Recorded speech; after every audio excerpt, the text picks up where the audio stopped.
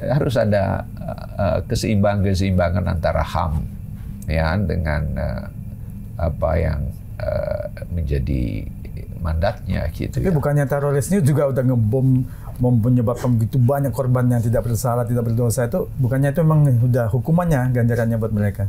Ya memang ada kasus-kasus seperti itu. Tapi yang di Indonesia itu pemicunya bukan itu, ketidakadilan. Dan memang kan waktu itu ada wacana untuk menghukum mati koruptor.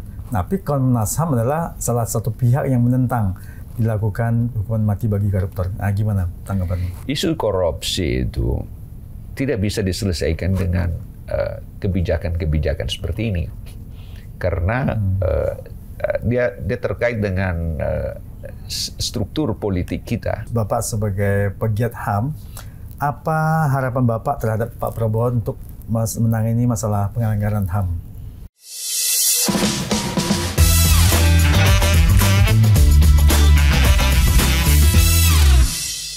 Selamat datang di Share On, sharingnya discussion bersama saya Edi Wijaya. Kali ini saya kedatangan seorang tamu istimewa yang selalu memajukan dan memperjuangkan hak asasi manusia. Beliau pernah menjabat sebagai Ketua Komnas HAM pada tahun 2014 hingga 2015. Untuk mengenal lebih dekat sosok beliau dan apa saja sepak terjang beliau, langsung saja kita ngobrol dengan Profesor Dr. Hafidz Abbas. Apa kabar, Prof? Baik, Pak. Terima kasih. Waduh, luar biasa nih. Terima kasih sudah berkenan berkunjung ke sini. Masya Allah. Terima kasih. Nah, Prof, saya lihat di Instagram Prof ini banyak belakangan ini ya, berapa bulan ini memposting foto-foto jadul nih di era Orde Baru nih, dengan menteri, dengan segala macam. Apa ada momen tertentu yang mungkin berkesan itu? Iya, saya waktu masih kuliah dulu pernah terpilih sebagai mahasiswa teladan dan ikut juga pada pertukaran mahasiswa Indonesia dengan sejumlah negara. Ikuti program pertukaran mahasiswa dengan Jepang, negara-negara ASEAN. Bahkan saya pernah dulu seangkatan dengan adiknya Presiden Filipina, ya. Saya dengan Amy Marcos. Saya 2 kali diterima oleh Presiden Marcos di Malacanang. Lalu pernah juga ke Kanada, di Australia pada waktu masih era Pak Harto. Jadi Pak Harto itu kita menikmati suasana stabil. Jadi pendidikan amat bermutu. Jadi dengan itu saya teringat ya di masa lalu itu. Ya, mudah-mudahan ilmu Bapak kan banyak di bidang pendidikan dan HAM ya. Iya. Nah, kira-kira Bapak tertarik dan mulai kecimpung di HAM itu sejak kapan, Pak? Sebenarnya saya tumbuh di pergaulan internasional karena pada usia muda ikuti pertukaran mahasiswa dengan banyak negara. Kebetulan waktu itu ada kompetisi dan saya bisa menulis makalah dalam bahasa Inggris, dan setiap Jumat sore tulisan saya muncul di Indonesia Times waktu itu ya.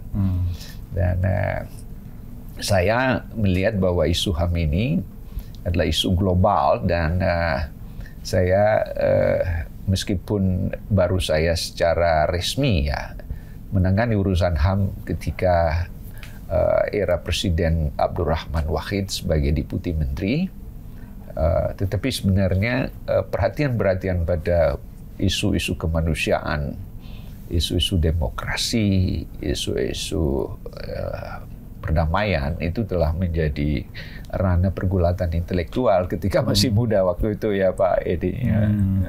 Dan waktu itu kalau nggak salah pada saat Presiden Gus Dur baru dilantik ya, kan Bapak pernah memberikan semacam pidato dan banyak mungkin sampaikan ide-ide di depan Gus Dur gitu. Itu gimana ceritanya? Iya, sebenarnya saya diberi amanah oleh Presiden Habibie untuk menyampaikan orasi ilmiah. Jadi kan setiap ada hari-hari penting ya, itu istana menginisiasi semacam national function. Jadi ada tradisi gitu ya. Misalnya Nuzul Quran, Isra Miraj. Waktu itu berhubungan dengan Isra Miraj. Isra Miraj, saya Isra Miraj. Nah, pada waktu itu saya menyampaikan orasi ilmiah itu. Tapi saya tidak mempersiapkan kalau presidennya itu Gus Dur. Saya masih mempersiapkannya saya bayangkan presiden di waktu depan itu saya, Habibie ya? Habibie. Tiba-tiba Habibie tidak mau, jadi mundur di sidang MPR waktu itu. Jadi akhirnya presidennya Gus Dur. Jadi saya repot juga merubah ini visi saya mengenai teknologi, mengenai peradaban modern apa. Tiba-tiba saya harus menyampaikan ini dengan bahasa yang harusnya ilmiah dan teknis ya. Iya, berbeda. Jadi saya rubah lagi. Jadi waduh repot juga saya. Tapi alhamdulillah Gus Dur merespon sangat baik. Waktu itu meski orasi saya agak panjang dan diliput selama 2 minggu berturut-turut. Bahkan Republika membuat edisi khusus mengangkat orasi saya itu. Tapi intinya hanya 3 R. Ingin saya supaya bangsa ini cepat recover, sembuh dari persoalan ekonomi. Karena waktu itu ekonomi kita masih minus 9, minus 10%, itu masih ambruk kita. Jadi ekonomi harus tumbuh kembali, kesempatan kerja harus terbuka seluas-luasnya, pendidikan harus juga ditangani dengan baik. Itu recovery, tapi harus ada juga reform. Ya, reformasi. Jadi, ya waktu itu Irian Jaya juga bergolak ya. Terus tim-tim waktu itu Aceh segala macam. Jadi harus ada penyesuaian di semua lini gitu ya. Tapi perlu juga ada rekonsiliasi karena ada konflik di situ Bondo, ada konflik di Pontianak, ada kasus Ambon, ada kasus di mana-mana, hampir seluruh pelosok negeri ini penuh dengan luka waktu itu. Saya menyampaikan bahwa ini harus diselesaikan. Ya. Dan kalau nggak salah, tapi waktu itu saya lihat pidato Bapak itu sudah sangat visioner ke depan, karena Bapak pernah menyinggung artificial intelligence segala macam itu pada saat tahun 99 harusnya masih orang tidak membayangkan ada AI yang sekarang ini. Gimana kalau bisa muncul ide itu? Iya, karena saya waktu itu melihat isu cloning, saya artificial intelligence, microengineering, biotechnology, segala macam saya singgung. Karena senang saya, kebetulan saya belajar di Syracuse University di New York dan juga di Columbia University. Jadi di kampus kami itu bisa rasio buku mahasiswa 1 berbanding 20.000 ya. Jadi seorang mahasiswa bisa pinjam 20.000 buku sehari kalau mau baca. Jadi kita itu bisa menikmati demokrasi. Itu di perpustakaannya. Di perpustakaannya. Jadi bisa nikmati democracy of the intellect gitu kan ya. Jadi saya bersyukur pada usia muda bisa menikmati pendidikan. Nah, ya inilah berkat jasa Pak Harto juga ya. Jadi situasi kondusif dan bisa menikmati pendidikan yang baik. Ya, luar biasa. Tapi kalau menurut Prof ya, sejak Komnas HAM di Indonesia dibentuk ini sampai sekarang ini, kira-kira penegakan HAM di Indonesia ini masih apa yang kurang? Dan kelihatannya masih banyak yang dilanggar. Begini, kami di Komnas HAM itu pada 2012 sampai 2017. Sebelumnya saya di kampus, saya wakil rektor di bidang akademik Universitas Negeri Jakarta. Tapi sebelum itu saya sendiri juga bekerja di Perserikatan Bangsa-Bangsa untuk ke wilayah Asia Pasifik. Jadi saya tangani 24 negara, ada proyek poverty reduction gitu ya. Nah, tapi tiba-tiba pada saat saya sudah lebih 10 tahun, lebih 12 tahun menangani urusan HAM, Deputi Menteri, Direktur Jenderal di Kementerian Kehakiman, dan HAM, dan juga Kepala Badan Penelitian ini, saya terpilih di Komnas HAM RI periode 2012-2017. Tapi saya ketuanya 2014-2015. Tapi juga ketua untuk namanya SINEF, the Southeast Asia National Human Rights Institution Forum. Jadi ada 11 negara yang saya pimpin, karena termasuk Timor Leste, jadi ada forum. Jadi makanya seringkali juga rapat-rapat di Perserikatan Bangsa-Bangsa di kawasan Asia Pasifik segala macam. Nah, saya waktu saya duduk di Komnas HAM itu kantor saya seperti pasar. Ada banyak orang datang mengadu gitu kan ya. Dan rata-rata pengaduan setahun itu bisa mencapai ya 10.000, 9.000, 10.000, besar. Ada orang jalan kaki dari Jambi, dari ini. Tapi yang ada 3 orang yang dianggap paling bermasalah dengan HAM, yang menyiksa masyarakat. Itu pengaduan masyarakat ini ya. Pertama, yang dianggap paling menyengsarakan masyarakat itu polisi. Itu pertama. Oh gitu ya. Yang kedua, yang paling menyiksa masyarakat, pengusaha.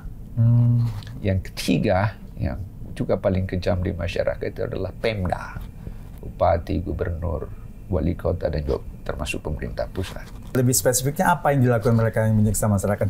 Ya, begini. Saya mencoba melihat apa sebenarnya yang berbondong-bondong ini datang ke Komnas HAM itu mengadu.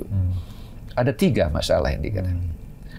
Kalau pelanggaran dari 3 orang ini, polisi itu 36%, pengusaha 26 sekian persen, sesudah itu Pemda. Jadi 3 ini aktor kejahatan menurut masyarakat. Tapi yang dipermasalahkan masyarakat itu 3 juga. Sekitar 42% itu hilang sumber kehidupan. Diambil, karena tanahnya diambil. Yang kedua, hilang keadilan. Dan sekitar 16% itu hilang rasa aman karena diteror. Jadi mengapa masyarakat itu mengeluhkan polisi? Karena polisi itu selalu memihak ke pengusaha. Jadi kalau ada tanah masyarakat digusur, misalnya Pulau Rempang, misalnya kan ya, udah penduduk setempat itu digusur paksa kan, harus eksodus keluar. Nah kalau masyarakat tidak mau keluar, dia mau mengadu kemana? Nah, lalu ke Komnas HAM. Nah, jadi mengapa ini terjadi? Karena kos politik itu mahal. Misalnya perhitungan KPK ya untuk jadi bupati, wali kota, gubernur misalnya kalau sekarang nyalek juga katanya biayanya super tinggi tuh. Wow, super tinggi. Jadi kalau misalnya perhitungan KPK ya, misalnya bupati ya, wali kota keluar misalnya 100 miliar. Tapi gajinya secara resmi dari negara, kalau kita lihat dalam daftar sebagai pejabat negara itu hanya 5,8 juta. Jadi bisa bekerja. Tunjangannya kan banyak Pak, biasanya penghasilan. Iya. Take-home-nya kan besar. Kan? Iya, kalau itu dihitung semua, itu sekitar 172 tahun bekerja, baru modalnya kembali. Jadi kalau 5 tahun nih targetnya. Padahal 5 tahun, kalau dia harus bekerja 120 tahun, belum tentu ada untungnya ya kan. Jadi satu-satunya cara ialah sudah. Karena kewenangan pemberian izin itu di tangan pemerintah daerah, tanah, tambang, hutan, apa, danau, gunung, itu dikasih ke pengusaha-pengusaha ini. Tapi itu sumber kehidupan masyarakat setempat. Nah, saya hitung-hitung itu ya. Misalnya ya, saya ambil beberapa contoh. Sulawesi Tenggara, dengan keluar izin sekitar 10.000 jumlah izin. Izin yang diberikan pengusaha dalam dan luar negeri itu bisa 2 kali, 3 kali lebih luas dibanding seluruh dataran provinsi itu. Loh, jadi double dong maksudnya. Karena overlapping. Karena pejabat-pejabat ini berlomba-lomba untuk dapat duit panas supaya modalnya kembali. Jadi dapatlah duit panas dari pengusaha-pengusaha ini. Itu lebih banyak ke tambang atau apa? Tambang lah, apalah, pokoknya semua. Sawit apa aja, semua dikasih aja ke pengusaha ini. Itulah sebabnya ada 4 orang Indonesia, bukan 4 perusahaan. Kekayaannya hampir sama dengan setengah kekayaan penduduk Indonesia. Karena begitu besarnya kesenjangan sosial. Nah, di sinilah masyarakat tambah miskin. Di Pulau Rempang ada penduduk, berapa tahap tinggal di situ. Tiba-tiba harus digusur. Kalau orang digusur, tentu mau pindah kemana? Di sini sudah ada pekerjaan. Ya bukannya diberikan ganti rugi? Boleh diganti rugi, tapi belum tentu masyarakat ini mau terima. Alasannya dia harus digusur paksa karena tidak punya surat-surat. Benar juga sih ya. Jadi saya kira tidak ada negara yang tidak hancur dengan cara pengolahan negara seperti ini ya. Saya lihat pengalaman di Amerika Latin, di Afrika, Asia Utara. Saya pikir menurut Bank Dunia, Indonesia pasti bubar. Mengerikan. Maksudnya prediksinya kapan? Prediksinya kalau Bank Dunia itu, Pak Prabowo yang pernah menyampaikan itu 2030 bisa bubar.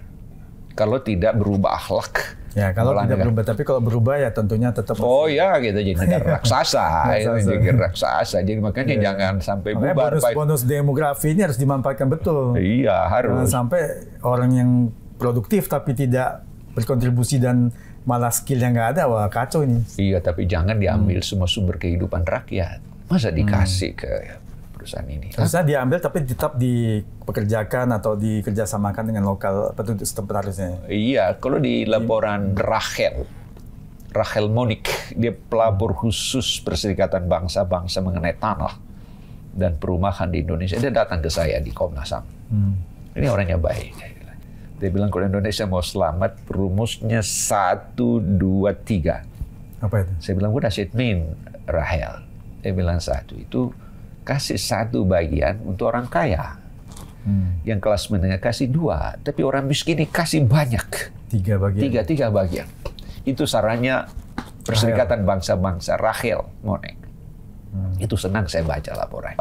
Karena di PBB itu, karena saya kerja di PBB juga untuk pendidikan ya. Tapi saya tangani wilayah Asia Pasifik. Di PBB itu kan sekarang bergeser pandangannya dari national security to humankind security. Jadi bukan lagi keamanan manusia, tapi keamanan manusia. Jadi kenapa nih manusia ini harus digusur? Ya gitu. Dan itu dari perspektif kami di Komnas HAM itu pelanggaran HAM berat. Mengapa disebut berat? Karena kasihan ini orang kalau digusur paksa, anaknya kehilangan pendidikannya, di mana dia mau sekolah? Cari lagi kerjaan baru, dan akses kekerabatan sosialnya juga terputus. Jadi seperti tumbuhan lah. Kalau misalnya dia sudah besar lalu dicabut, dipindahkan, belum tentu tumbuhan itu bisa hidup. Tapi kalau memang satu kawasan mau dikembangkan jadi kota barangkali yang seperti mungkin metropolitan, kan tentunya banyak memang masyarakat tuh harus dipindahkan lah ya. Mungkin dalam arti gusur ataupun ganti rugi. Barangkali itu gimana? Boleh. Tapi ada persyaratannya. Pertama, kalau orang ini misalnya mau dipaksa digusur, harus dipastikan bahwa kehidupannya lebih baik dari sebelumnya. Pekerjaannya lebih bagus, sekolah anaknya lebih bagus, rumahnya lebih besar, itu satu. Yang kedua, ini boleh dilakukan, tapi tidak boleh dengan keinginan bupati, gubernur, bahkan presiden, tetapi harus didasari dengan dasar undang-undang. Must be proved by law. Jadi tidak boleh dengan hanya keputusan presiden, tapi harus diundangkan dulu. Dan setelah itu harus ada negosiasi. Jadi setelah disepakati, oke, saya pindah. Jadi begitu mau digusur, ada lagi persyaratannya. Tidak boleh ada orang yang di situ berkeliaran pakai simbol-simbol di negara, misalnya bawa pentungan, ya, bawa senjata, bawa panser seperti di Pulau Rempang itu, bawa water cannon, gas air mata. Tidak, karena ini bukan kita perang, tapi kita menghadapi orang miskin. Jadi tidak boleh dilakukan penggusuran kalau musim ujian anak, karena dia harus belajar. Tidak boleh dilakukan pada hari-hari bersejarah. Misalnya kita lagi nyanyi Indonesia Raya ini, peringatan 17 Agustus, tiba-tiba rumah dirubuhkan, tidak boleh.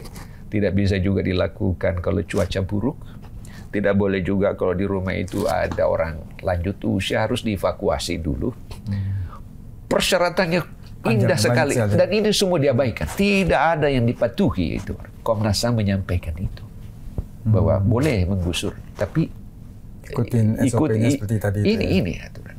Kalau itu dia diasuri, maka negara itu dianggap the common enemy of international community, karena dunia bergeser kepada keamanan manusia, gitu ya. Jadi ini ada negara kok jadi bisa musuh masyarakat internasional. Tapi kalau kita lihat internasionalnya kadang-kadang juga bisa ini nggak ya, ada double standard misalnya. Kalau kita lihat kan sekarang di Gaza segala macam tuh, itu pelanggaran HAM-nya gimana menurut? Iya. Saya pada hari pertama serangan Gaza ke Israel, saya ada di situ. Saya dievakuasi di hotel, di Hotel Yerusalem. Prof lagi di Gaza? Saya di situ. Oh ya. Saya berkunjung, karena saya sudah berkunjung yang mungkin sekitar 100 negara lah keliling. Saya tiba-tiba dari Jordan ke Tel Aviv gitu ya, di jalan, tiba-tiba ini. Ya, waktu itu saya di Israel, satu hari saya sholat subuh di Masjid Al-Aqsa, gitu kan. Sudah itu saya ngobrol-ngobrol dengan jamaah. Saya tanya mereka, saya bilang, boleh nggak saya tanya, di mana makamnya Yasser Arafat? Saya bilang, iya. di Ramallah. Terus saya tanya, dia bilang, saya mau berziarah ke makamnya. Terus orang itu dia tanya lagi saya, kenapa mau berziarah? Saya bilang, iya, saya sama-sama Yasser Arafat, saya sama Muammar Gaddafi, Fidel Castro di Durban, saya begini-begini. Saya ceritalah dengan pemimpin-pemimpin dunia gitu. Saya kagum sama Yasser Arafat. Jadi saya mau berziarah.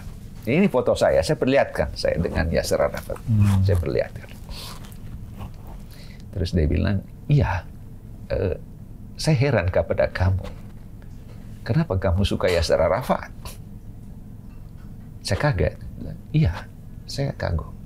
Dia bilang, kita di Palestina tidak ada suka ini orang. Saya bilang, kenapa? Because he want peace. Dia mau damai. Kami tidak mau. Kami mau perang. Masyarakatnya mau perang. Mau perang. Jadi saya besoknya perang betul. Jadi saya kaget juga. Waduh ini.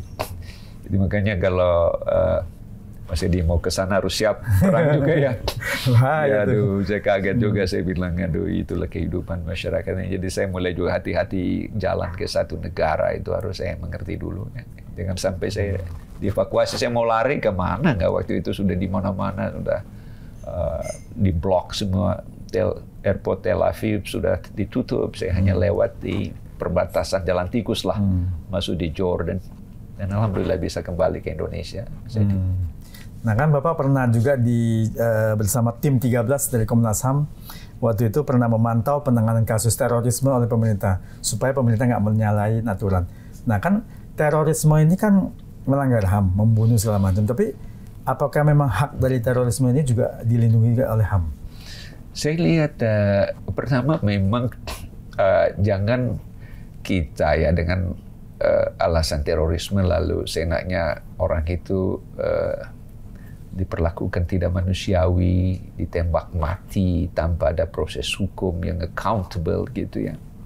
Satu hari saya 2014-2015 ada kasus namanya Siono ya di Klaten waktu itu. Saya datang dan ternyata dituduh bahwa si Siono ini punya 2.000 pucuk senjata yang disembunyikan, kata BNPT waktu itu ya. Lalu akhirnya Siono dibawa pergi. Dan setelah 2-3 hari kemudian datang Pak Polwan dari Mabes Polri menjemput istrinya, namanya Sutani istrinya, jemput untuk lihat suaminya. Ternyata begitu dilihat di rumah sakit Bayangkara dia sudah jadi mayat. Nah tapi dikasih duit 100 juta untuk biaya pemakaman, 100 juta untuk perdamaian atau apa segala macam begitu ini. Tapi ini dia tidak mau sentuh itu duit si istrinya ini. Dia mau tahu kenapa suaminya dibunuh. Jadi kami mau otopsi kan. Tapi polisi tidak mau. Jadi akhirnya waktu itu kami mau melakukan segala upaya. Tapi alhamdulillah bersyukur kami bisa melakukan pembongkaran mayat secara paksa gitu kan. Terus di otopsi. Jadi meskipun ada resistensi polisi, tapi itu bagusnya juga polisi kalau dilihat masyarakat semuanya kompak, akhirnya polisi juga mendukung. Jadi polisi juga ikut melihat dan gitu. Dan ternyata seluruh tulang rusuknya Siono itu patah-patah, gitu kan ya.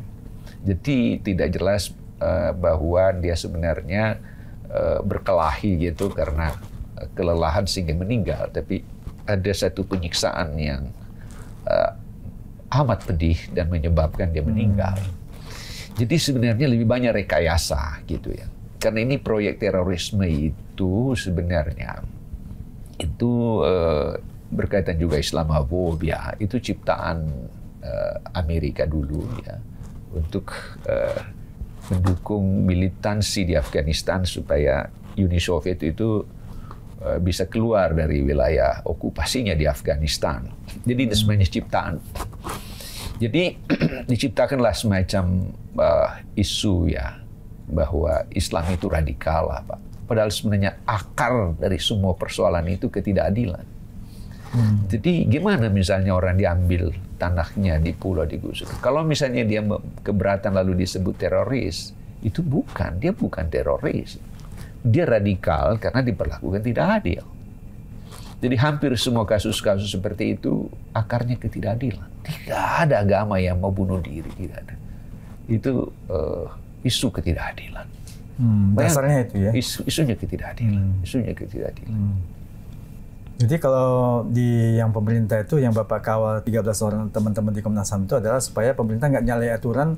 Maksudnya waktu itu kenapa? Apakah dikhawatirkan pemerintah terlalu represif atau bagaimana terhadap teroris ini? Iya, harus ada keseimbangan antara HAM ya dengan apa yang menjadi mandatnya gitu. Tapi bukannya teroris ini juga udah ngebom menyebabkan begitu banyak korban yang tidak bersalah, tidak berdosa, itu bukannya itu memang udah hukumannya, ganjarannya buat mereka? Ya memang ada kasus-kasus seperti itu. Tapi yang di Indonesia itu pemicunya bukan itu, ketidakadilan. Isunya kita. Suatu hari di penggusuran di Kalijodo gitu ya. Ada orang datang ke kantor. Dia mau bunuh diri karena dia sudah renovasi rumahnya. Sejak tahun 57 rumahnya punya sertifikat. Dia pinjam di bank gitu ya. Tiba-tiba digusur. Jadi merasa tidak ada lagi artinya hidupnya. Kalau dia punya bom, dia bom semua ini orang. Jadi itu tidak bisa dikatakan itu teroris. Ini ketidakadilan. Kenapa tiba-tiba digusur? Ya, itu persoalan. Saya kira hadirkan Pancasila pada negara yang berpancasila ini. Itu yang tidak ada. Tapi kan juga teroris kita waktu itu kejadian di bom Bali segala macam, ada yang paham ISIS atau mungkin lain-lain bukan karena ketidakadilan saja kan barangkali. Ya itu ada, tapi tidak di Indonesia bukan itu penyebabnya, bukan ketidakadilan. Lebih banyak adalah ketidakadilan. Akibat ketidakadilan. Di mana dia mau hidup kalau tanahnya tidak ada? Ya misalnya 2 kali lipat seluruh dataran provinsi itu ya, itu terjadi di Sulawesi Tenggara, terjadi di Kalimantan Utara, terjadi di Kalimantan Timur. Jadi data ini menunjukkan di Indonesia sudah tidak ada. Jadi sebenarnya meskipun ada, tapi dia sudah hancur dari dalam. Jadi itu yang maksudnya gimana, kan tanah itu memang meskipun diberikan kepada pengusaha untuk penambangan segala macam kan tetap masih milik dalam Indonesia. Iya, tapi anak warga setempat tidak bisa lagi punya akses pada sumber kehidupannya kan di situ. Jadi itu sebenarnya ya. Iya. Kalau negara mengelola bersama dengan masyarakat masih Pancasilais gitu. Jadi Prof lebih menginginkan kalau memang pengusaha pun tetap mengakomodir pekerja-pekerja lokal barangkali ya. Iya, harus bersama-sama. Libatkan ya. Dan 1, 2, 3 itu tadi rumus dari Rahel. Jadi orang miskin harus diberi akses lebih banyak. Dan itu kalau kita baca pidatonya Bung Hatta waktu baru kita merdeka. Hatta bilang tidak boleh ada orang Indonesia yang tanahnya terlalu luas. Tidak boleh juga ada warga negara Indonesia yang tanahnya terlalu sedikit. Harus dia memperoleh tanah cukup untuk dia bisa bayar pajak.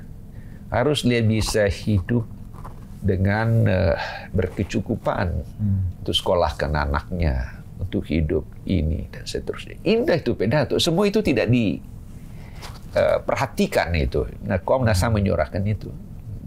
Keadilan. Nah, ini ada satu hal yang menarik nih. Prof kan memperjuangkan masalah anak-anak Indonesia yang dipenjara di penjara dewasanya di Australia ini. Nah, dari perjuangannya itu kan akhirnya berhasil pemerintah Australia memberikan ganti rugi sebesar kalau tidak salah Australian dollar 27,5 miliar yang setara dengan 275 triliun rupiah. Nah, ini gimana ceritanya nih? Gimana sampai bisa terjadi ganti rugi? Iya, sebenarnya gini ya Pak Edi. Saya itu kan aktif menulis ya di berbagai media internasional, di Bangkok Post, di Nation, di Brunei Times, Jakarta dan seterusnya. Nah, satu hari saya melihat ini kenapa kok anak-anak Indonesia ini, saya lihat di Darwin, saya lihat di Perth, saya lihat di Queensland, di Melbourne. Ini banyak anak Indonesia di penjara orang dewasa. Padahal ini masih anak kecil-kecil. Mereka melakukan kriminal apa pada umumnya? Jadi dasarnya gini, kan negara-negara Timur Tengah ini dan Afrika Utara dilanda perang, konflik seperti yang ada yang di Syria ya. Kalau saya lewat darat itu dari Beirut, Lebanon menuju Damaskus, Syria ke Tripoli, Irak, Iran, saya jalan ya. Tapi itu kan sudah hancur ya karena perang gitu ya. Nah penduduknya eksodus tinggalkan. Kalau dia tinggal di situ kan bisa korban ya, sudah lari. Tapi larinya itu mau ke Australia. Nah, tapi dia tidak bisa langsung ke Australia, harus melewati Indonesia. Kalau lewat di Indonesia kan dia tidak bisa jalan kaki, dia kan harus menyeberangi laut ya kan. Nah di sini anak-anak yang di pantai ini kebanyakan orang Bugis, dari NTT, dari mana dia pakai perahu menyeberang ke Australia. Begitu tiba di Australia, Australia itu memberlakukan undang-undang yang sangat ketat, undang-undang keimigrasiannya bagi yang pendatang ilegal ini, dengan siapapun yang memfasilitasi langsung dipenjara dewasa. Jadi seperti diperlakukan seperti teroris lah. Tapi anak-anaknya ikutnya gimana ceritanya? Apakah mereka yang kapal mereka ikut yang membawa mereka atau bagaimana? Kalau sampai orang Indonesia ini ikut ke sana? Dia ikut karena yang mereka ini yang eksodus dari negaranya, dia merayu anak-anak di situ. Boleh nggak saya dibawa ke situ? Saya kasih kamu $500. Tapi anak-anaknya yang bawain kapal nelayannya tadi? Iya, nelayannya. Karena orang-orang Bugis itu hidupnya main di laut. Anak kecilnya sudah bisa? Anak-anak sudah biasa lah kan. Ya, sudah biasa main dengan buaya lah di pinggir laut gitu ya. Jadi ya sudah dia bawa ke situ. Jadi kok berani juga ya. Kalau Pak ini kan belum tentu mau berani menyeberang. Jadi ini dia bawa pergi. Tiba-tiba ditulis. Nih begitu tiba di sana saya nulis Jakarta. Tapi itu pasti kapal-kapal tradisional ya? Kapal tradisional. Kan dekat sih. Kalau dari NTT itu terus ke Christmas Island atau dari Darwin, dekat sih, dekat. Sudah. Karena Indonesia ini kan berbatasan dengan 12 negara kan banyak. Jadi begitu nyebrang sudah dipenjarakan lah. Nah begitu dia dipenjara, sudah nulis saya bilang, "Hai Australia, kamu melanggar ini, melanggar ini." Australia kaget. Dan anehnya masyarakat Australia yang baca tulisan saya itu juga maki-maki pemerintahnya bahwa memang Australia tidak benar. Oh ini tidak. Didukung juga oleh PBB, oleh Dewan HAM. Oh Australia salah, oh ini begini. Saya juga kaget juga. Nah dengan itu akhirnya larilah ke ranah hukum. Ada lawyer Australia, ini dorong supaya proses hukum ini, dan akhirnya setelah lebih 10 tahun,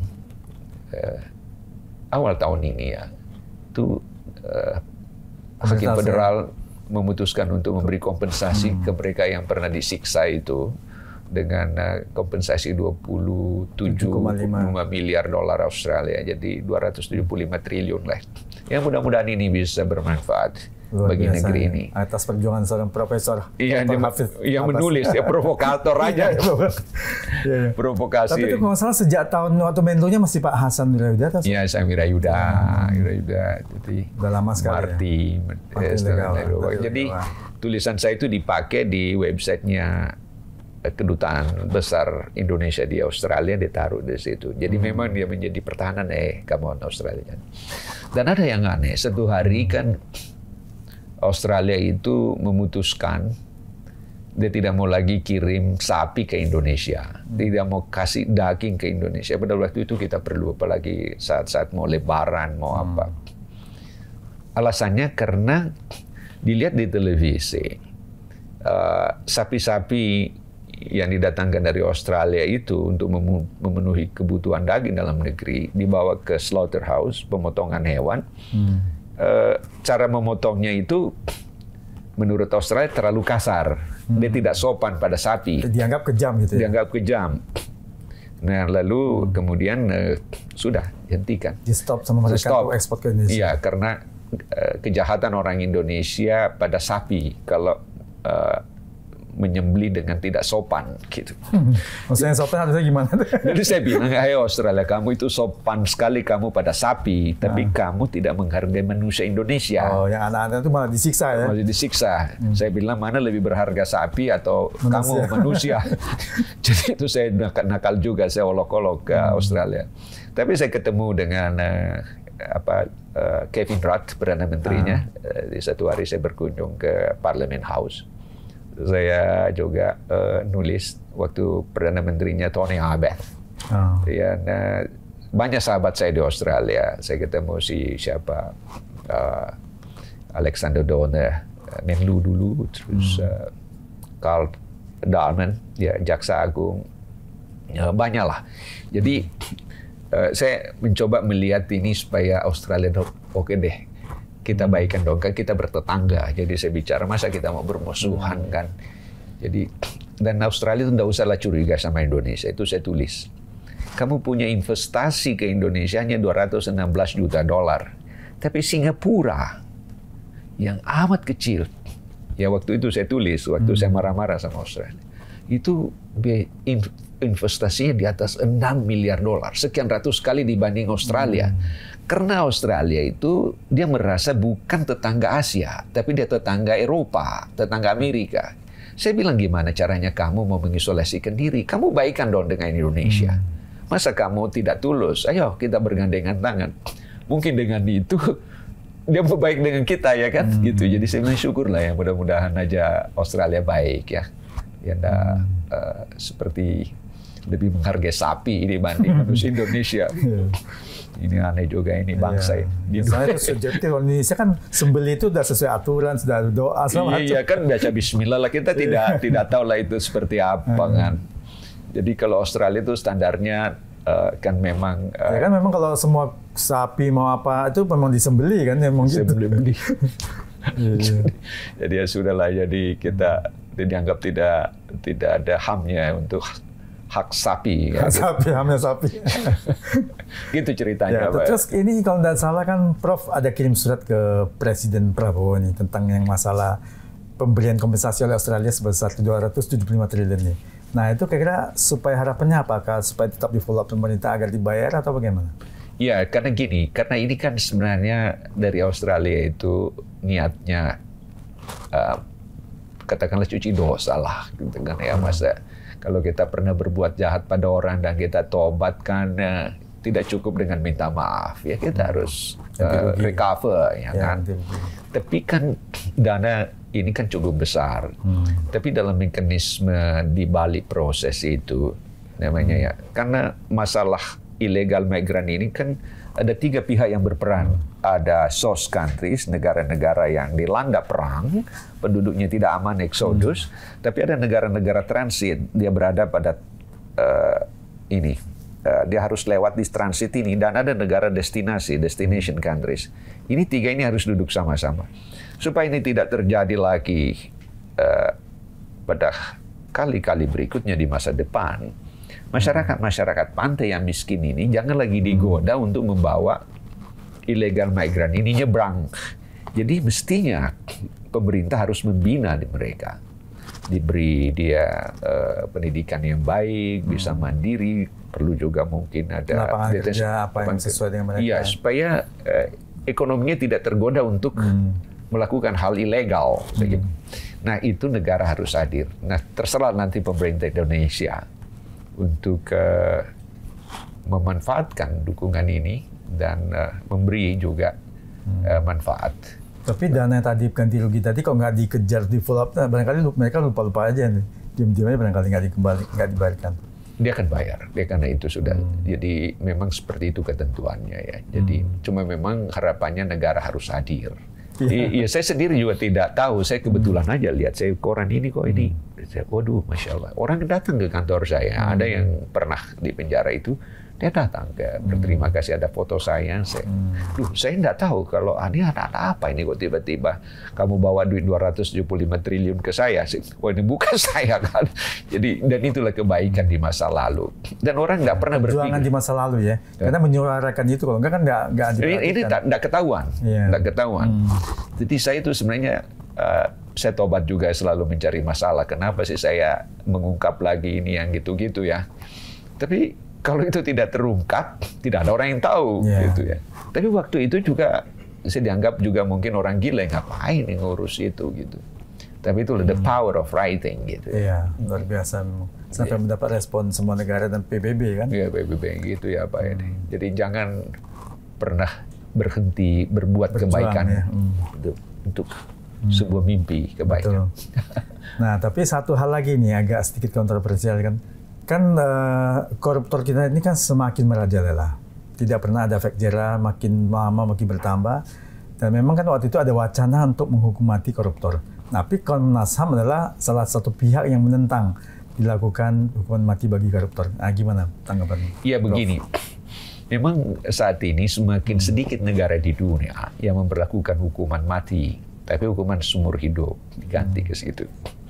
Isu korupsi itu tidak bisa diselesaikan dengan kebijakan-kebijakan seperti ini, karena dia terkait dengan struktur politik kita. Tidak mungkin orang tidak korupsi. Saya bagaimana mau bekerja 270 tahun tidak ada manfaatnya kan? Kalau menunggu dengan gajinya hanya misalnya 25 juta sebulan, mungkin 1000 tahun itu belum bisa balik modalnya kan. Jadi tidak ada cara lain selain korupsi. Supaya korupsinya tidak cepat ditangkap KPK, KPK diamputasi gitu kan ya. Sekarang kan undang-undangnya dirubah. Ini juga saya tidak tahu kapan mereka bisa tobat ya. Tapi saya kira negara ini harus diperbaiki. Jadi menurut Prof, hukuman apa sih yang idealnya buat koruptor? Kalau bukan yang tadi hukuman mati apa? Jadi begini, kebetulan Pak Rudin Lopa ini yang melantik saya sebagai Direktur Jenderal Perlindungan HAM. Nah waktu Lopa sebagai Menteri gitu ya, dia memang juga punya konsep untuk menangani persoalan korupsi. Dia menggunakan asas seperti yang dilakukan di Hong Kong ya, pembuktian terbalik asas-asas. Misalnya ada orang ini istrinya 5, oh gimana, cukup nggak gajinya dengan saya? Kan nggak masuk di akal. Kalau istrinya kerja juga, masing-masing kerja. Oh iya, iya bisa juga ya, bisa kayak dia ya.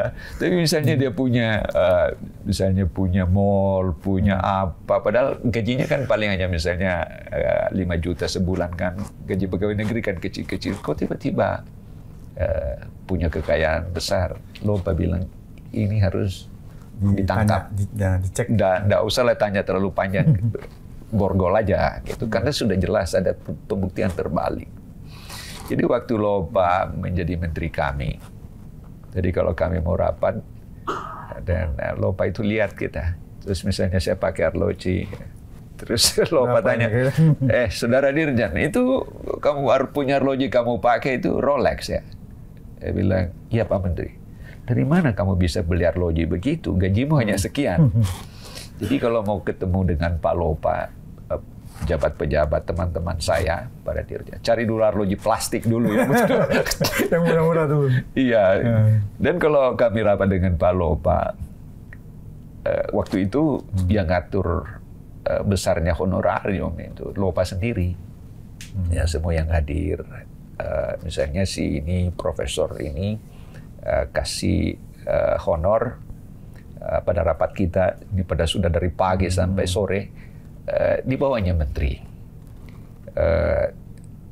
Tapi si A ini di atasnya dirjen, saya dirjen ya. Jadi kalau misalnya dia dirjen dapat 500.000, tapi di bawahnya si satu orang ini di bawahnya menteri. Jadi berarti kan di atasnya dirjen berarti 750.000. Lopa dapat 1 juta. Jadi begitu. Jadi Lopa itu tidak ingin 1 rupiah pun uang negara itu menyimpang gitu. Dia harus tahu gitu ya. Nah kalau Lopa prinsip-prinsip, saya kira tidak mungkin ada orang bisa korupsi ya. Tidak mungkin. Tidak mungkin. Karena pembuktian terbalik periksa. Ada orang misalnya anaknya habis kawinan di gedung mewah di hotel. Habis liburan misalnya. Oh iya sudah. Dari mana? Siapa ini? Mungkin kenapa begini? Dan itu diperiksa, minta diperiksa. Sumbangan-sumbangan amplop apa yang diterima gitu. Waduh, repot juga ya. Ya, waktu itu kalau salah kan memang gencar juga periksa amplop yang lebih 1 juta itu katanya harus diserahkan ke negara atau apa nggak salah? Yang kedua ya mungkin perlu diberlakukan selain pikiran lopa untuk pembuktian terbalik. Harus dihidupkan kembali penegakan etika. Ya, karena kita ini lemah di etik gitu ya. Lemah di hukum, ya sudah hancur. Yang menarik itu Jepang. Jepang itu amat ketat masalah etika. Namanya Yamada. Tiba-tiba mengundurkan diri. Mengapa dia mengundurkan diri? Karena ada persoalan etika yang dia langgar. Dia ditraktir makan malam di satu restoran mewah oleh seorang pengusaha. Dan biayanya lebih dari 10.000 yen. Jadi lebih 1 juta. Sudah. Dia malu. Kan sebenarnya hal biasa. Hal biasa. Tapi diatur dalam undang-undang etika. Biayanya itu lebih 1 juta. Sudah. Dia mundur. Karena dia malu. Kenapa dia melanggar hukum? Jadi kita di sini jangankan 1 juta, 1 pulau aja dia langgar. Kalau makan 50 juta, 1 juta mah biasa katanya. Gacau ya. Jadi kita berdoa ya Pak Edi, ya ke depan ini Indonesia kita semakin baik. Saya bisa. Tapi kalau nih kita melihat kembali kan ke kasus pelanggaran HAM yang sudah lama ya. Ini kalau saya baca di sini kan Komnas HAM pada medio September 2022 mencatat ada 12 kasus pelanggaran HAM berat di Indonesia yang belum terselesaikan. Di antaranya peristiwa Trisakti, Semanggi 1 dan 2, kerusuhan Mei 98. Nah, apa sih kendala terbesar penyelesaian kasus HAM berat ini? Kenapa nggak selesai-selesai itu? Apakah memang ada intervensi politik atau gimana? Ya, melalui keputusan Presiden nomor 17 tahun lalu itu, sebenarnya ini Presiden Jokowi sudah selesaikan.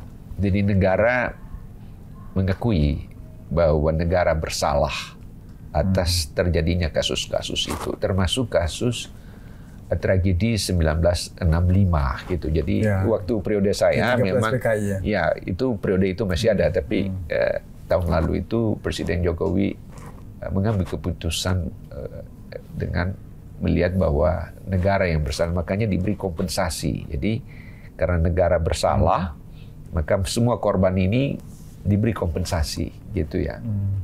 Tapi memang melanggar ya, tidak sesuai dengan undang-undang yang kita punya. Kalau memang mau ditempuh dengan penyelesaian non-yudisial, itu harus melalui undang-undang yang dimandatkan di Undang-Undang Nomor 26 tahun 2000 mengenai pengadilan HAM. Di situ perlu dilahirkan dulu undang-undang Komisi Kebenaran dan Rekonsiliasi.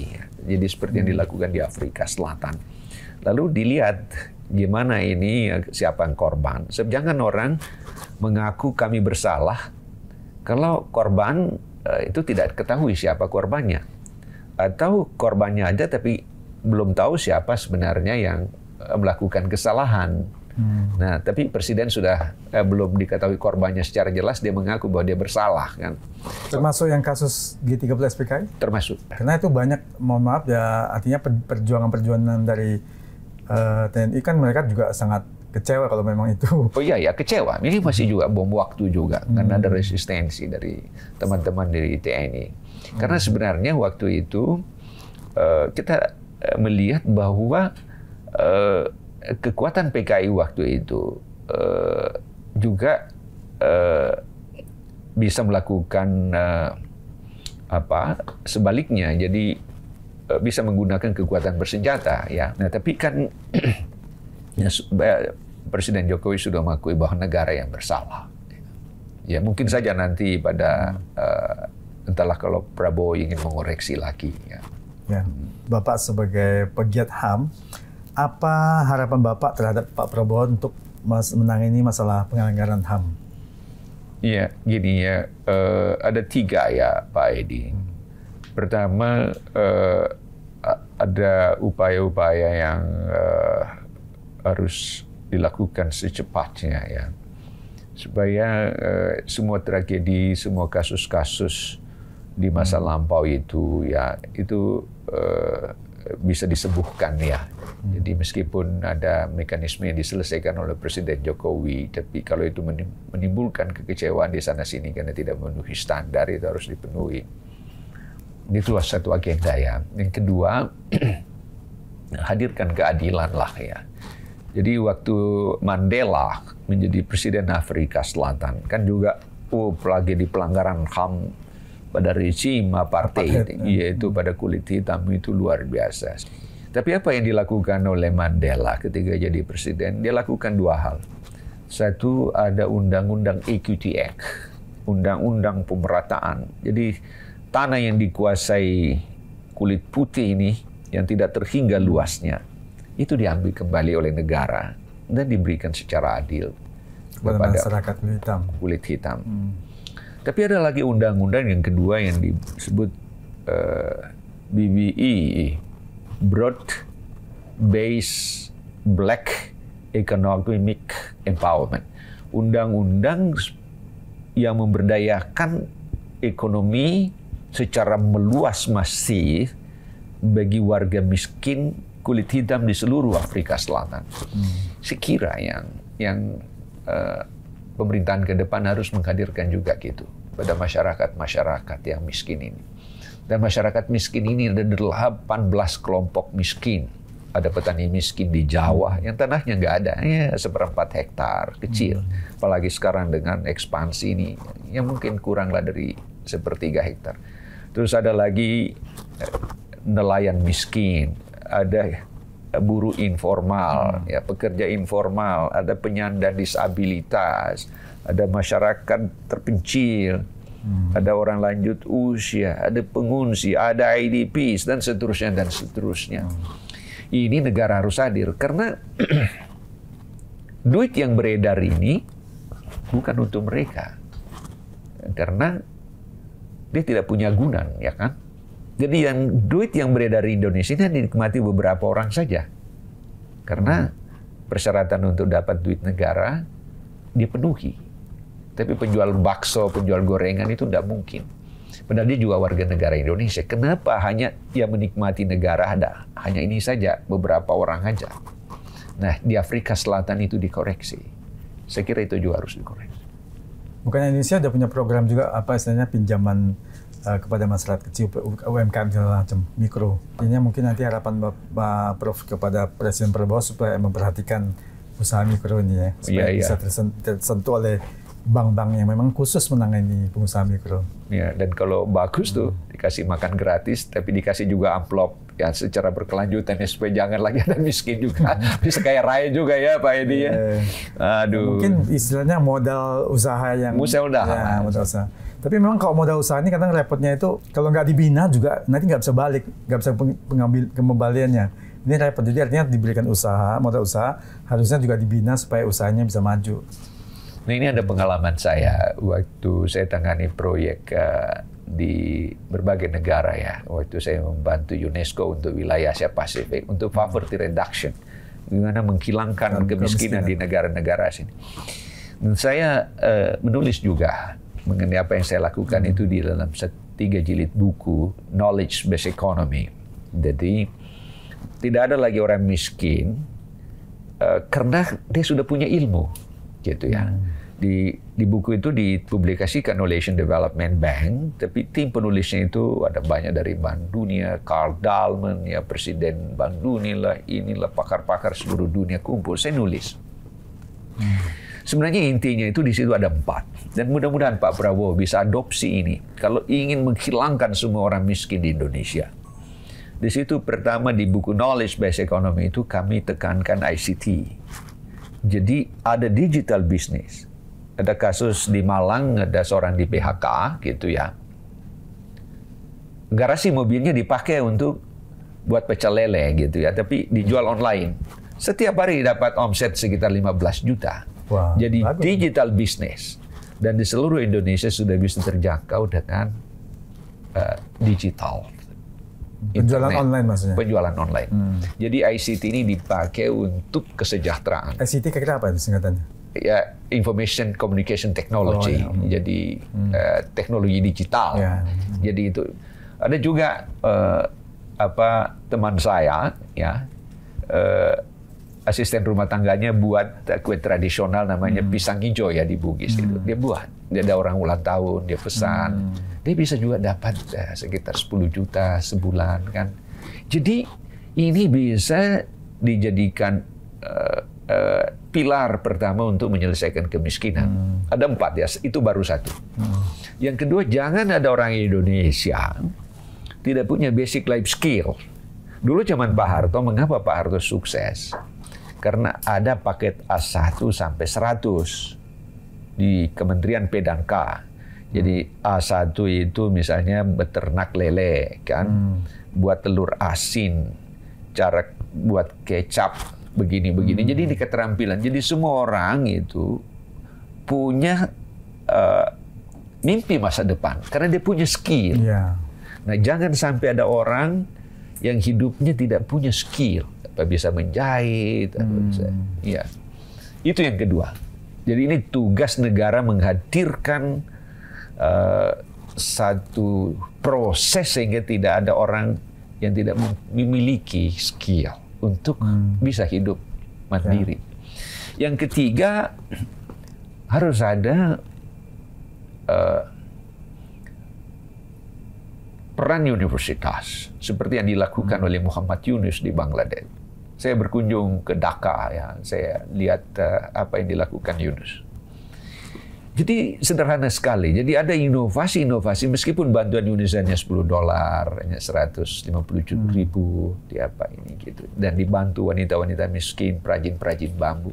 Tapi di situ ada inovasi. Misalnya saja saya lihat ada mahasiswa UPI di Bandung. Ya, semester berapa gitu dia datang ke situ, ada di Sindangkerta, Kabupaten Bandung itu ada kelompok masyarakat miskin yang terisolasi dari masyarakatnya, dan di situ ada juga sumber ekonomi tapi tidak ada gunanya karena waduk besar itu dipenuhi eceng gondok. Yang apa itu nama itu yang merambat itu. Nah, mahasiswa dari UPI ini diambil itu. Eceng gondok pelepahnya digunting, dijemur. Lalu ternyata dia lembut, bisa dibuat sepatu, bisa dibuat tas, bisa buat tikar. Dan akhirnya di situ terjadi kawasan wisata. Dan akhirnya datanglah dari mana-mana seluruh Indonesia. Nah, ini kan bagus. Nah, yang terakhir, yang keempat, ini saya lakukan juga ya waktu saya tangani di Cina, di Nepal, di India, di mana-mana. Jadi ada namanya People's Enterprise, usaha rakyat. Tapi dia berklaster. Jadi buat berskala. Misalnya ada perajin batik, ada perajin tempe, ada perajin ini, perajin itu. Saya kalau memberi kuliah umum di Unsud, Purwokerto, ya, 10 tahun lalu gitu ya. Saya kalau jalan itu saya bisa lihat, oh ini komunitas penjual kue-kue di sini berkelompok. Oh di sini ada penjual batik. Oh di sini. Jadi dia seperti koperasi tumbuh dan tidak ada tengkulak yang bisa masuk karena dia sudah besar. Kalau itu dilakukan luar biasa. Bebas ini kemiskinan.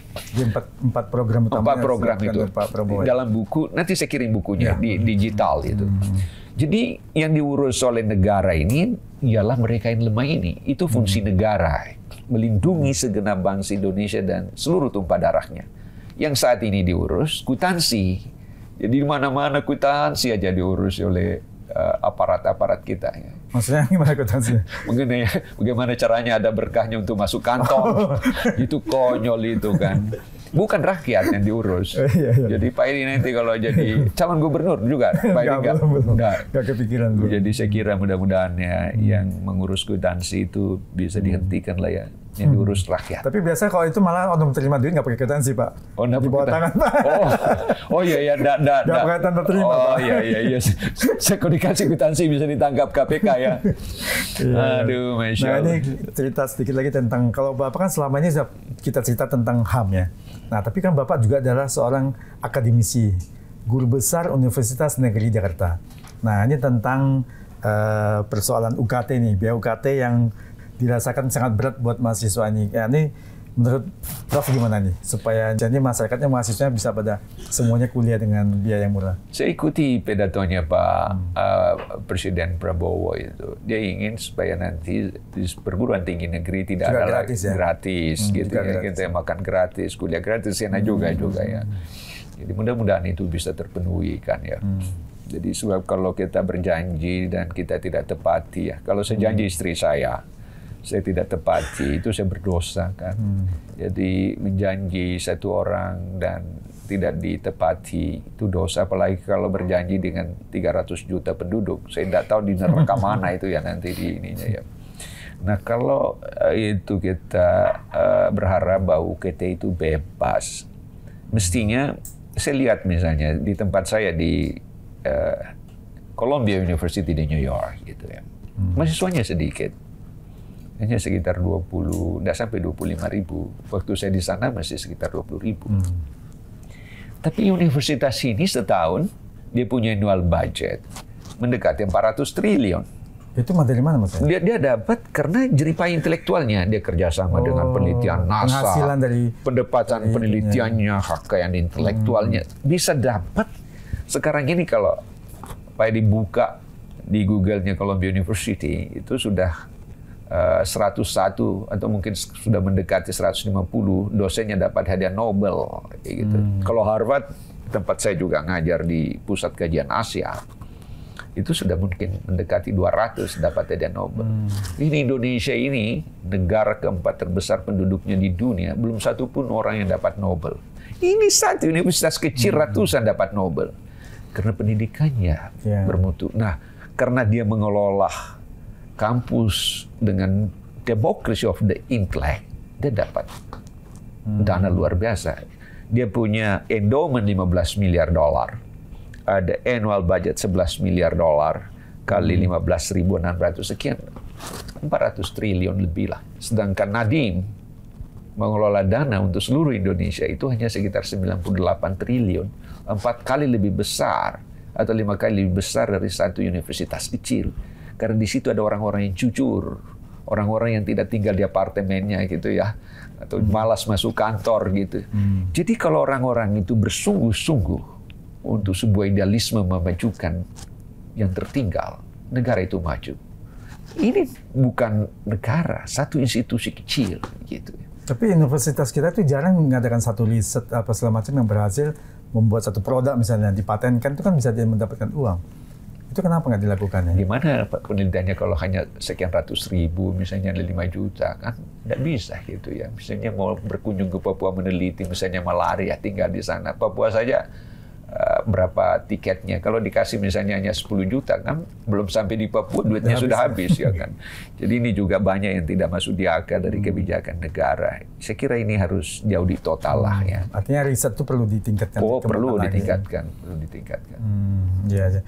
Nah ini tentunya kan selain tadi Prabowo untuk supaya pendidikan tingkat perguruan tinggi yang gratis, kan memang kita itu perlu persiapan untuk supaya Indonesia itu memang nanti orang-orang yang berproduktif itu menjadi orang yang punya skill dan memang berpendidikan tinggi supaya bisa menuju Indonesia emas. Nah kalau menurut seorang Prof. Hafid lihat ini kalau sampai tidak terlaksana dengan baik, apa efeknya nanti ke depannya nih? Lebih tinggi tingkat kualitas SDM-nya ya. Misalnya.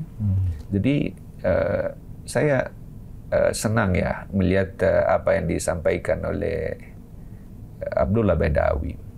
Dia bilang, dia pidato di UNESCO di Paris, dia bilang, for Malaysia, education is not an extremely important issue. Ya. Bagi kami di Malaysia itu, pendidikan bukan isu yang amat penting. Or it is not an absolutely vital. Jadi pendidikan itu bukan isu yang vital, begitu. Tapi bagi kami di Malaysia, education is a matter of life and death. Jadi bagi kami di Malaysia, pendidikan adalah persoalan hidup atau hancurnya bangsa kami. Jadi begitu bersungguh-sungguh memperhatikan nasib bangsanya untuk pendidikan. Dulu kita bantu, dulu mertua saya mengajar di Malaysia. Sekarang kita belajar ke Malaysia. Dulu kita yang mengajar di Malaysia. Memang kalau Malaysia itu nanam sawitnya belajar dari Indonesia. Semua belajar di Indonesia. Sekarang terbalik ya. Iya. Sekarang ini kita sudah 79 tahun Indonesia merdeka. Saya berduka cita yang amat dalam, simpati saya dan terharu ya melihat laporan antara sejumlah kabupaten di Papua Selatan itu. Itu 86% tamatan SD belum bisa membaca menulis. 50% tambatan SMP sudah ada ijazah, belum bisa membaca menulis. 40% tamatan SMA belum bisa membaca menulis. Karena yang diurus kwitansi tadi. Apa sih? Oh, bukan kwitansi Tapi ya. sebenarnya Prof, ini pengalaman saya pribadi ya. Jangankan di Papua, Prof. Dekat sini aja. Waktu saya melakukan kegiatan sosial, kan saya punya yayasan. Jadi, waktu mengadakan kegiatan bakti sosial, ada seorang anak yang umur 9 tahun, kelas 4 SD, tapi begitu saya tanya, nama saya kan tertulis ini, misalnya, saya suruh baca, dia nggak bisa baca. Oh gitu. Jangan di Papua, Pak, di sini juga begitu. Ya. Makanya ini bahaya sekali sebenarnya. Bahaya. Iya. Luar biasa. Memang ini pendidikan kita harus kita betul-betul perbaiki secara komprehensif. Iya. Memang sih sebenarnya sih bukan kesalahan menterinya, tapi kesalahan yang mengangkat ini menterinya. Jadi harus memenuhi itu syarat ya. Dan itu syaratnya dibuat oleh dua lembaga PBB, namanya UNESCO dan ILO. Jadi satu untuk tenaga kerja, satu untuk pendidikan.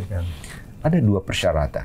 Siapa yang bertugas di pendidikan diminta memenuhi dua syarat. Misalnya kalau mau jadi kepala sekolah, mau kepala dinas pendidikan, mau jadi direktur jenderal, mau jadi menteri, syaratnya dua. Harus berpengalaman jadi guru. Satu. Yang kedua, mengerti ilmu pendidikan. Nah, ini kita tidak perhatikan. Sama juga di rumah sakit. Di Kementerian Kesehatan tidak mungkin bisa. Ya, kepala rumah sakit itu misalnya sarjana hukum, karena boleh. Harus dokter dan mengerti ilmu kesehatan. Sama dengan sekolah. Kita tidak bisa kepala sekolah itu orang yang tidak pernah berpengalaman jadi guru. Tidak boleh juga orang ini menjadi kepala sekolah tidak mengerti pendidikan. Ya, saya kira ini harus dikoreksi ya.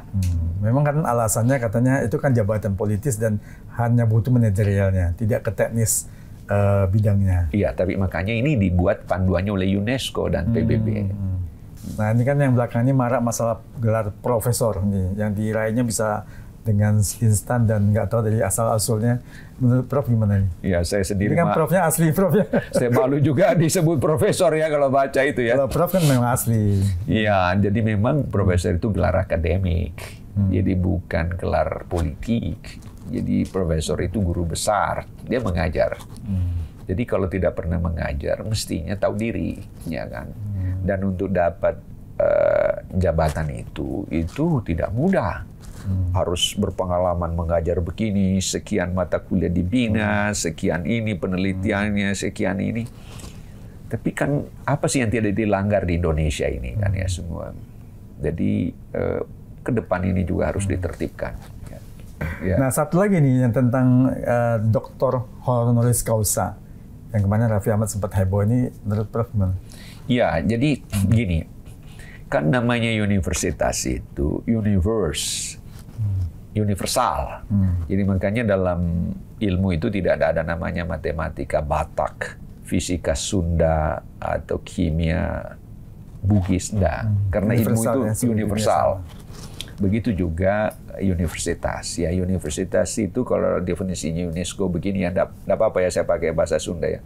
University is a scientific community. Dia masyarakat ilmiah. Untuk apa masyarakatnya di situ? Whose members being fully committed to the pursuit of truth. Orang-orang di universitas ini tidak lain tujuannya, nafas kehidupannya itu selalu menjunjung tinggi kebenaran-kebenaran ilmiah. Untuk apa itu? For science and technology development. Untuk perkembangan teknologi dan ilmu. Kehidupan lebih mulia, lebih bermartabat. Kita temukan cahaya, kita temukan mobil, temukan komputer untuk manusia. Untuk apa ini semua?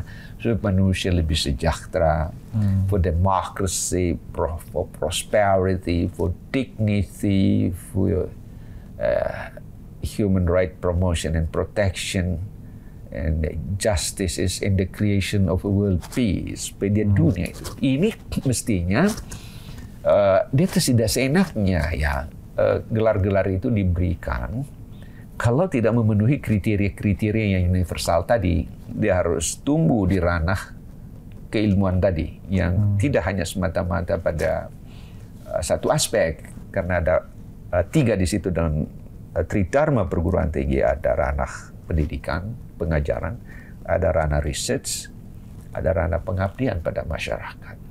Itu. Selain kriteria itu kan tentunya yang memberikan tuh universitasnya juga harus kredibel barangkali, supaya gelar doktor honoris causa itu diakui dunia atau diakui.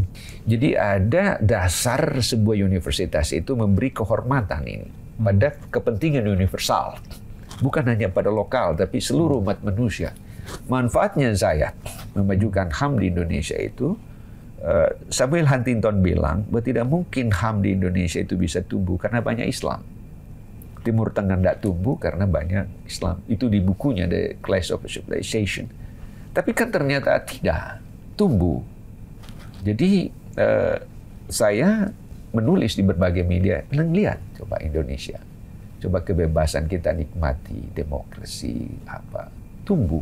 Jadi Samuel Huntington teorinya tidak sesuai, dan itu Amerika memberi saya kehormatan. Saya bisa melatih 25 ribuan ya polisi untuk community policing, melatih sekian ribu orang belajar ke luar negeri. Ada ke Swedia, Norway, Finlandia, ke Australia 2 kali setahun, 6 bulan, pulang, kirim lagi yang sekian banyak, sekian ratus. Bahkan ke Afrika Selatan.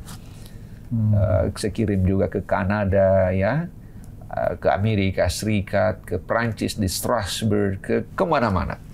Dan tidak satu rupiah uang Indonesia saya pakai. Maksudnya mengirim orang Indonesia untuk belajar di sana, karena tidak mengenal HAM. Tidak pakai dana pemerintah? Tidak ada pakai dana pemerintah. Caranya saya buat agenda. Ini agenda saya untuk memimpin urusan HAM di Indonesia. Agendanya ada 122 waktu itu saya tulis. Ini. Kalau Anda membantu saya, berkahnya ini besar. Gitu, saya di hadapan korps diplomatik, duta besar, lembaga-lembaga internasional di Jakarta. Tapi saya juga tulis di media-media internasional. Kalau Anda membantu saya, maka sama dengan membantu 3 kekuatan besar dunia, sama dengan membantu 118 negara. Karena Indonesia itu dia cahaya, dia pendiri non-blok. Dulu kita menginisiasi Konferensi Asia Afrika di Bandung. Jadi kalau Indonesia maju HAM-nya, demokrasinya, ini 118 negara ini mengikuti Indonesia. Indonesia juga penduduknya terbesar beragama Islam. Nomor 1 terbesar di dunia. Penduduknya keempat terbesar di dunia. Dan 2/3 dari penduduk Islam seluruh negara-negara Timur Tengah itu sama penduduk Indonesia. Jadi kalau kami berhasil memajukan demokrasi dan HAM di Indonesia, yang beruntung juga negara-negara Islam. Tapi Anda juga beruntung kalau kamu membantu kami di kantor saya. Itu yang nikmati juga negara-negara ASEAN, karena waktu itu kan Malaysia, Singapura, Vietnam, Kamboja belum mau mengenal demokrasi dan HAM. Saya bilang kalau Indonesia sukses, ini cahaya bagi ASEAN. Jadi kalau kamu bantu Brunei itu penduduknya 300-400 ribu orang, kan masih bisa lari-lari di satu gedung di Jakarta lah ya, di Gelora Bung Karno. Jadi nggak ada gunanya, lebih baik kamu bantu saya. Ini mudah-mudahan orang Brunei tidak tersinggung ya. Jadi lebih baik bantu saya, karena dampaknya ini besar. Wow, udah kantor saya itu seperti pasar itu datang. Bagaimana saya bisa memajukan HAM di Indonesia? Duit tidak ada. Waktu itu pertumbuhan ekonomi masih minus. Kantor saya tidak ada tempat, di numpang di gedung Bulog 2 di lobi dekat kamar mandi. Itu kita tahun berapa? Tahun 2000? 99. 2000. Iya, 2000. Tidak ada pegawai. Jadi asisten saya di kampus, siapa yang mau jadi pejabat, ikutlah saya. Sudah berlomba-lomba kan, senang kan dapat jabatan. Dari presiden lagi ya sekarang. Keluarga-keluarga dari Sulawesi Selatan ya, guru yang sudah pegawai negeri, penuhlah itu kantor. Saya kaget juga ternyata tidak ada duit. Coba bayangkan ya, kalau ini orang mau ke kantor, kan harus naik bus, duitnya di mana, ya kan? Tentu saya harus bertanggung jawab. Kalau saja misalnya 1 minggu, mungkin saya bisa penuhi. Tapi kalau 1 tahun, karena nanti tahun depan baru duit ada. Jadi saya juga kalau mau tinggalkan tidak enak juga, ya, karena saya sudah berpisah dengan UNJ kan, masa saya mau kembali lagi kan ya. Nah disitulah ternyata ada orang bilang, if you are in the most difficult and danger situation, but you remain stay there to achieve your dream, then there is be a power to bring you to cross a destination far, far, far beyond your dream. Jadi kalau ada perjuangan kita, usaha kita menghadapi keadaan hidup yang maha sulit, tidak ada lagi kesulitan di atasnya. Itu kata filosofi ini. Berdiri tegak saja di garis kesulitan maha sulit itu, maka akan ada kekuatan yang mendorong Anda menyeberangi itu kesulitan. Dan Anda lihat pulau yang jauh lebih indah daripada yang pernah Anda bayangkan. Saya lakukan itu, saya tidak mau menyerah. Dan ternyata berhasil. Saya bisa keliling ke sekitar 100 negara dunia membawa ini. Saya mengajar di Harvard. Saya bisa melatih 25.000 polisi tanpa 1 rupiah uang Indonesia. Saya juga bantu tsunami di Aceh, bangun sekian ratus rumah dengan dana pemerintah Queensland. Saya lobby, saya buat proposal. Lobby untuk supaya dibangunnya. Dan juga ketika tanda tangan perjanjian damai Indonesia dengan GAM di Helsinki, itu 15 Agustus 2005. Kan napi-napi GAM ini kan dipenjarakan kan, tapi di Jawa kebanyakan, ya kan? Sudah. Nah begitu ini lepas ditandatangani, ini harus dilepas karena sudah dapat amnesti dari negara. Terus lepas. Tapi ini kan sekitar 3.000 orang kan harus balik ke Aceh. Tiketnya gimana? 3.000 orang ini bawa Aceh aja berapa jam naik pesawat? 3 jam lebih. Kalau standarnya ini 1 jam itu $100, jadi sekitar $400 lah. Jadi 1 orang kalau dibawa ke Aceh, ya sekitar 5 juta, 6 juta gitu ya. Nah kalau 3.000 orang mau dibawa, saya dapat dukungan dari lembaga-lembaga dunia bisa bayar. Tapi ketika tiba di sana, dia mau apa? Rumahnya tidak ada, sudah dibawa tsunami. Kerjaannya nggak ada. Pekerjaan tidak ada. Harus dibayar lagi biaya hidup sehari-hari. Kalau dikasih 1 minggu, belum tentu minggu berikutnya dia bisa hidup. Kami bantu 2 tahun. Kasih bantuan untuk dia bisa hidup. Tapi kami tidak kasih sekaligus karena dia per bulan ya kali ya. Iya, sebab kalau dikasih sekaligus dia bisa beli senjata lagi ya. Jadi akhirnya saya bilang sudah kamu pakai langsung habis. Habis juga, bisa juga berisiko ya. Jadi begitulah indahnya kalau kita mencoba berkarya pada negara. Saya juga tidak pernah bayangkan bahwa apa ini manfaatnya bagi saya. Saya lupakan aja. Luar biasa seorang Profesor Dr. Hafidz Abbas ini perannya buat kemajuan masyarakat terhadap HAM dan segala macam itu luar biasa. Dan ini sebelum kita akhiri karena terbatasnya waktu ini ya, apa pesan Prof buat generasi muda supaya bisa sukses dan juga bisa menjadi orang hebat? Ya, ada 2 saya kira. Pertama, jangan kikir mengabdi pada mereka yang tertinggal. Sebab mereka itu tertinggal, miskin, bukan kesalahan dia, kesalahan sistem. Berilah kasih sayang mereka. Sama dengan pohon yang kita lihat, ada pohon yang sekian puluh meter tingginya, tapi hanya ada sekian meter. Bonsai. Masyarakat kita dibonsai oleh karena sistem yang tidak memungkinkan dia keluar dari belenggu kemelaratannya. Itu harus dibongkar. Yang kedua, hadirkan keadilan. Ya. Dan itu yang saya lihat tidak ada di mana-mana. Yang sekarang ini yang bekerja di Indonesia ini adalah hukum Darwin. Survival of the fittest. Siapa yang kuat, dia membangsa yang lemah. dan lemah itu akan punah. Kita tidak ingin bangsa ini punah karena diterkam oleh mereka yang kuat. Jadi itu harapan kita kepada pemerintahan baru ke depan. Dan saya kira itu bisa terwujud. Dan pesan kepada generasi muda apa? Tadi kan berharapan kepada pemerintah ini. Kalau generasi muda apa pesan Prof? Iya, tadi juga saya sampaikan. Supaya siap nih menjadi manusia yang sukses dan bisa siap untuk menghadapi tantangan yang ke depan yang semakin berat nih. Ya memang itu saja. Sekali lagi pendidikan. Pendidikan. Dia harus menikmati pendidikan yang baik, belajar ya, dengan sungguh-sungguh, jangan mudah menyerah. Ya, harus berpendidikan tinggi dan punya skill yang bagus. Skill, gitu. Tapi terakhir tadi saya kira bebaskan masyarakat dari kemiskinan dengan knowledge base ekonomi tadi. Jadi pemerintah harus turun tangan ya. Turun tangan. Makasih Prof. Baik, saya yang terima kasih ya, luar biasa Pak Edi ini. Maaf ya, aduh ini enak ya saya cerita pengalaman. Ya, bisa lebih dari 1 jam ini, luar biasa nih.